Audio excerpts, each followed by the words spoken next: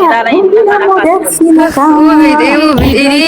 መጀመሪያ ካየሁት ቁጭ ብዬ ማለት ነው ሳቅ ነው የሞትኩት። እግዚአብሔር ኦብሴስ ደውልኝ በኢየሱስ ማርቆስ የት አለ ብዬ ሲገባ ሚዲያው በአንድ እግር ነው ቆሞ ይመቸው። ይሄ ነገር ነው እኔ የናፈቀኝ።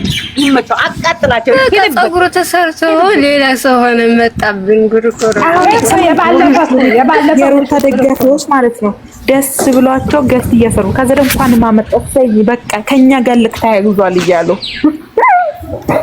እነሱ እውነቱንም ውሸቱንም ስለማናውቅባቸው ተዋቸው። እነሱን ተዋቸው ይስሩ። እነሱ የትኛው ሀቀኛ የትኛው እውነተኛ አይታወቅም። ምንድነው ያልሽው? ባላችሁን እንትን በሉና ኧረ እባክሽ እኔ ነካ ብዬ ወደዛ አውጥቶ ነካ አርጎ ይወርዳል ካሜራና እንብላችሁ። አሁን ለምሳሌ ጽጌ ከካሜራ ጀርባ ነካ አድርጋ ሚዲያ ላይ ዝም ብላ ነው ነካ ብላ የሰራችው።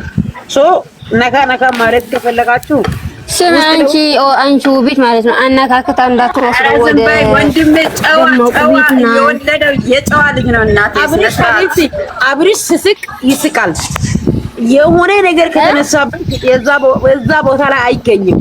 እንትን ያደርጋል። መሪናት ማናቶች ግዳ ግንዷ ሴትዮ በጥፍ ያጠናገረችው በሷ በጽጌ ምክንያት ነው። ያብር ኦፍሴ አንድ ሳምንት ያክል ይሄን ቲክቶክ እንዝጋው።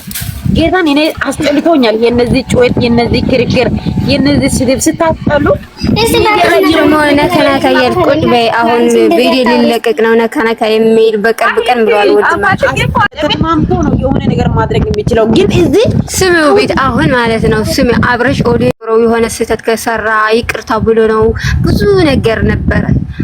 አሁን ግን መልስ አይሰጥ ምን ማለት በቃ ድርቅ ብሎ ቀረ። እክማሬ ምን መልስ ይስጥ? ምን ብሎ ይስጣቸው? አንድ ነገር ከሰራ እየዘቀዘቁት፣ አንድ ነገር ከተሰራ እየሰደቡት፣ ከሌላ የሆነ ነገር ካረገ የሆነ ነገር እንትን እያሉት እንዴ ምን ያርጋቸው?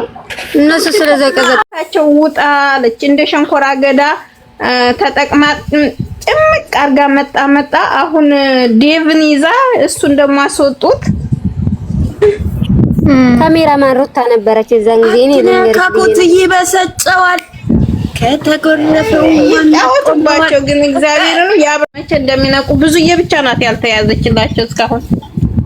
ሲጀመር እሷ ንቃቸው እያጋጨቻቸው አይደል እንዴ? መች እየተመጣጣቸው ነው በፍቅር አስመስላ የሚያግዛት እኮ አጣች። ብቻዋን ሆነች። ለሀገሬ ሰው ጀግና ነው። ይስራበት